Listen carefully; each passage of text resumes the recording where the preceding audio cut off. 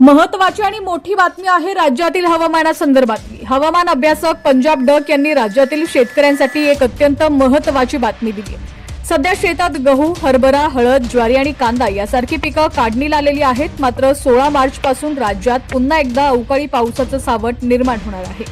काय आहे हा संपूर्ण अंदाज जाणून घेऊयात या व्हिडिओमध्ये। पण त्याआधी तुम्ही जर चॅनलला सबस्क्राइब केलं नसेल, फॉलो केलं नसेल तर नक्की करा, जेणेकरून आमचे अपडेट्स लवकरात लवकर तुमच्यापर्यंत पोहोचतील।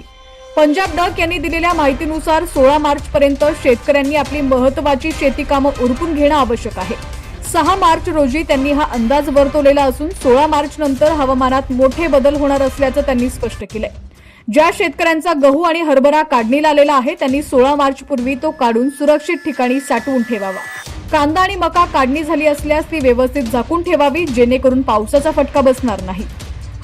हळद काढणी आणि वाळवणीची कामं देखील लवकरात लवकर उरकून घेण्याचं आवाहन त्यांनी केलंय। पंजाब डक यांच्या अंदाजानुसार 17 मार्च ते 21 मार्च या दरम्यान राज्यातील विविध भागात हवामानात बदल होऊन पावसाची शक्यता आहे। काही ठिकाणी मध्यम ते जोरदार स्वरूपाचा पाऊस पडू शकतो, त्यामुळे काढणीला आलेल्या पिकांचं नुकसान टाळण्यासाठी ही खबरदारी घेणं अत्यंत गरजेचं आहे। तर शेतकरी बांधवांनो, 16 मार्च पर्यंत आपल्या पिकांची काढणी आणि साठवणुकीची कामं पूर्ण करा।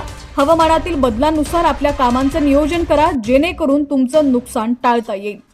नमस्कार, मी पंजाब डक। आज आहे 6 मार्च 2026। शेतकऱ्याला सांगत होतो की तुम्ही काय करा, 16 मार्च पर्यंत शेतीचे कामे आटपा।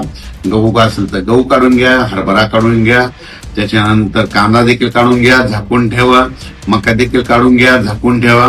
कारण की 17 मार्च ते 21 मार्च दरम्यान राज्यामध्ये वातावरणात बदल होणार आहे, ठिकठिकाणी पावसाची शक्यता राहणार आहे, म्हणून हा अंदाज लक्षात येतात। अशाच हवामान अंदाज आणि शेतीविषयक माहितीसाठी आपल्या चॅनलला सबस्क्राइब करा आणि फॉलो करा। हा व्हिडिओ इतर शेतकरी मित्रांपर्यंत पोहोचवण्यासाठी शेअर नक्की करा। धन्यवाद।